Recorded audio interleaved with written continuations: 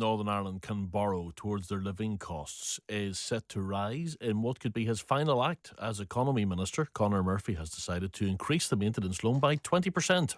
Cost of living affects us all and students as much as anyone, and clearly if people have to work multiple jobs to try and carry out their studies, that puts enormous pressure on young people, and studying at university should be an enjoyable experience. It should be the time of their lives in many regards before they get into the working world. So we want to try and ensure that students are able to conduct their studies but also able to enjoy life at university, because I think that's an important part of it as well.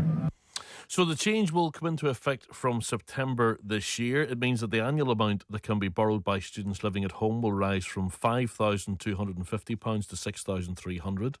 The amount that can be borrowed by those living away from home will rise from £6,776 to £8,132. And if a student is studying in London, they'll be able to get a loan of £11,391. Ben Friel is the president of NUS-USI, the National Union of Students, NI. He's with us in the studio this morning. Ben, thank you for coming in.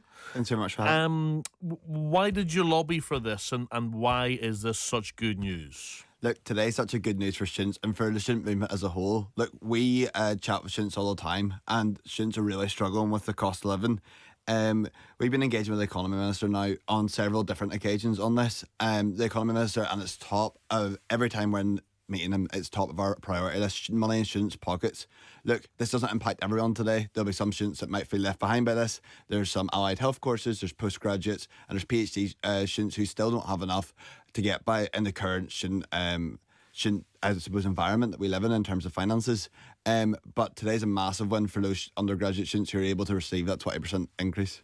Some, of course, will then say that this is all well and good, but it's more debt. It's more money that's going to have to be paid back at some point in the future. Completely get that. And fundamentally, as an organisation, we think that students should have a free and accessible education. And like the Minister said in the voiceover, that education should be a really enjoyable experience. However, we recently done a survey that found 50% of students have had to skip heating in these winter months because they can't afford it. Like 50% of students in Northern Ireland missing heating. Unfortunately, we're not in a position. We work in a broken system. We're unfortunately not in a position where we are able to dictate whether we can be or what way we get the money. We know the current economics of the country, and people are struggling to get money all over the place. So students need money in their pockets now.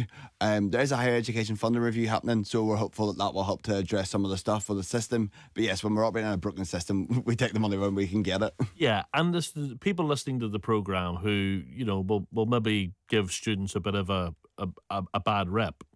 But, we're talking about support for many students, and a lot of them who are coming to you and telling you about the circumstances that they're in. It's not as if they're sitting in the house and they're just waiting for this. A lot of them are already working one, maybe two jobs, and even at that point they're still struggling. Yes, absolutely. Look, education is a full-time degree. It does take a lot of time. But yeah, the student experience isn't what it used to be.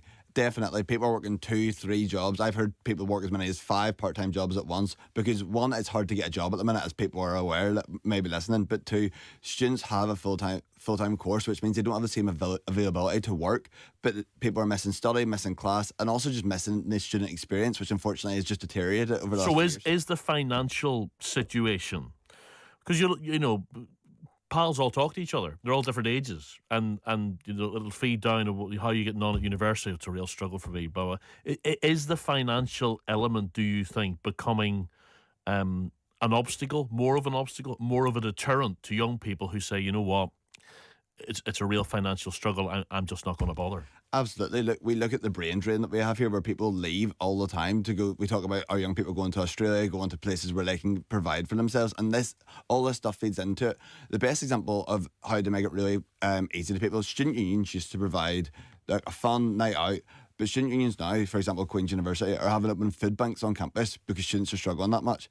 It should never be normal to have a food bank in a student union. Student unions are a place for students to come together, socialise, and have what's meant to be the best time of their lives. But right now, student unions are having to help students survive and get by day to day. Ben, thanks for coming in. That's Ben Friel, who is president of NUS-USI, the National Union of Students, NI. It's 12 minutes to 9, and official projections suggest Northern